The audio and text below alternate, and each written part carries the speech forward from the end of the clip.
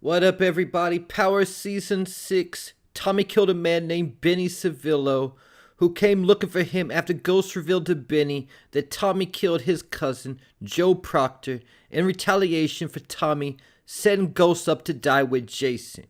Then, to make things worse with the Civillo family, he found out Joe's daughter, Elisa Marie, had a copy of the recording of him killing Ruiz. So he took her hostage to try to get the copy of the recording from her.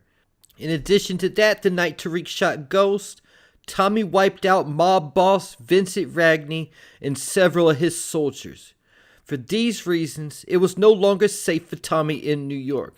So his portion of power ended with Tommy leaving, putting New York in his rearview mirror. Then, to make things worse for Tommy in New York, Tasha lied and said that Tommy killed James St. Patrick, making Tommy a fugitive. Because of that, he returned to New York to cancel Tasha's Christmas.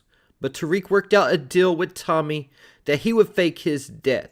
After that, when Tommy was on his way to California, he stopped in Chicago, and the rest is history. He's been rebuilding his drug empire there and has been successful at doing it, and he's just about to the top of the food chain already. But when Tommy showed up in Chicago, another OG power character got word that someone who fit Tommy's description was in the shot, Liliana. Julio helped relocate Liliana to Chicago after her face got slashed. Ghost gave her a promotion after, but because Tommy wanted her dead and didn't think he could trust her, Julio relocated her to Chicago, and the two enemies became good friends in the new city and worked with each other until Liliana's death. And now, at the conclusion of Power Book 2 Ghost Season 4, another power character is on the run and has to flee New York, and that is Kane Tejada. Kane Tejada, like Tommy, is wanted for murder, but Kane is wanted for a murder that he actually committed. And to make things worse for Kane, he did this right in front of the cops and then shot it out with the cops after. And the cops definitely know it was Kane because Effie told Kane that his face was all over the news. This was the next day when Kane was recovering at a hotel and got bandaged up from his gunshot wound. At this time, Effie gave Kane a bag full of money that she had been saving up to go to Stanford with. Effie told Tariq that Stanford's robotics program was 50 bands a semester. I think a code term is 2 semesters, but she also said she wanted to transfer to Stanford to get her master's, so it might have been 2 years. So it looks like Effie gave Kane somewhere between 100 to 200 bands to start over in a new city.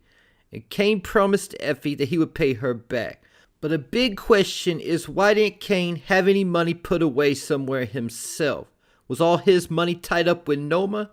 Maybe he spent it all on that engagement ring. Because I can understand if he had money somewhere and didn't want to risk go get it because his face was all over the news and didn't want anybody to see him. But if he did have money stashed away somewhere, he wouldn't have told Effie that he would pay her back someday. But he would have just told her where she could go to get the money. So for whatever reason, Kane didn't have any money of his own stashed away, but now he has a big bag to start over with somewhere in a new city. Later in the episode, after Kane left New York, Diana told Drew that she just got off the phone with Kane and he made it out of town okay. But they never said what city he actually went to relocate. A lot of people think he might have went to Atlanta to start over with his auntie Janet and his cousin Bronze, played by Lil Durk. But the difference between Kane and Tommy is that Tommy was only a fugitive temporarily before faking his death. Once Tommy faked his death, he was no longer wanted or on the Fed's radar, and his paperwork was all clean, like we saw in Season 1, Episode 2 of Force, when the cop ran Tommy's paperwork.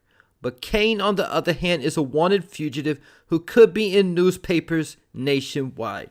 And he'll continue to be a fugitive until he gets caught, unless he fakes his death like Tommy did. Because of that, Kane's going to have to move a lot more strategic than Tommy, and this might include not going around family either. If he did relocate to Atlanta, I think he'd use the 100 bands to get his own spot, rather than moving in with his auntie, potentially bringing drama to her doorstep.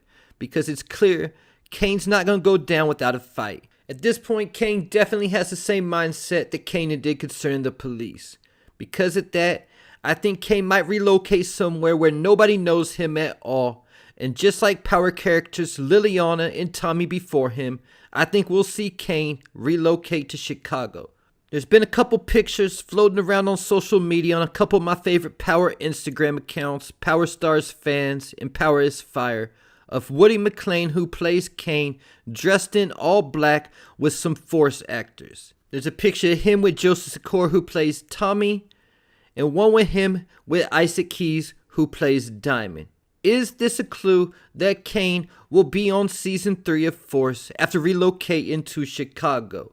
Woody McClain was also recently on the Your Boyfriend Can't Cook podcast with Chris Lofton, who plays Jannard on Force. So we might see Kane take that 100 bands that Effie gave him to Chicago to try to flip it and rebuild his drug empire.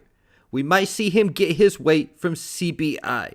But the difference between Chicago and New York for Kane is that he doesn't have any kind of crew to help him move the weight, and neither does he have any type of reputation like he had in New York, and neither will his family's name carry any kind of weight. Because of that, Kane will likely be even more violent than he ever has been before, because he'll now have to build up his reputation all over again. Mix that with the fact that Kane's gonna still be mourning his mother Monet's death, in addition to the fact losing his mother by itself will be a life-changing experience for him. So Kane Tejada is guaranteed gonna be a problem in whatever city he ends up in. And there's also the fact that Lil Durk was in the last couple episodes, even though his character Bronze is from Atlanta.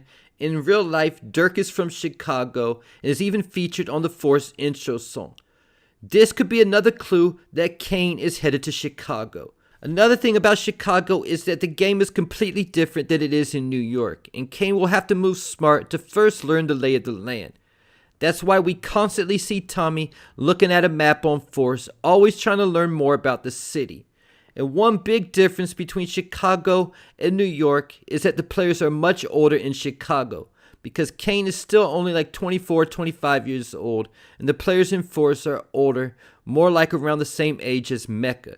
Tommy, Diamond, Miguel, and even Jannard are all OGs compared to Kane, but at the same time, after getting a taste of the top with Noma, Kane might not accept taking orders from a bunch of old heads.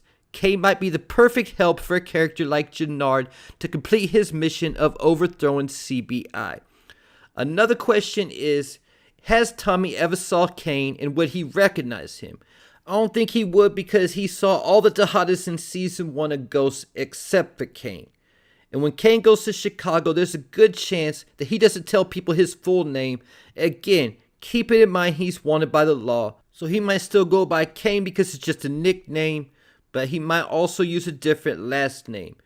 And at the end of Power Book 2 in the credits, there was one final Power Never Ends scene teasing Tariq's next move, as he got a phone call from somebody who a lot of people think is Tommy Egan. Personally, I'm open to the possibilities of the different characters it could be, but at the same time, Tariq telling this person to tell them to bring the smoke is a clue that it's Tommy, because Tommy once told Tariq he wants all the smoke. What if one of the people that's causing problems for Tommy in Chicago is Kane Tejada, and Tommy calls Tariq to put in work because the ops wouldn't recognize him, only to find out that it's Kane Tejada who Tommy wants dead? And there's also the fact that, just like I started this video talking about, part of the reason why Tommy left New York is because the problems with the Italians. Well, it was said by Drew in episode 8 that Kane was supplying the Italians with guns. If Tommy is standing in the way of Kane getting back to the top, and he finds anything out about that, he could potentially give this info to the Savellos or whoever took over Vince's crew to drive Tommy out of Chicago. And there you have it. Leave your thoughts, theories, and predictions in the comments.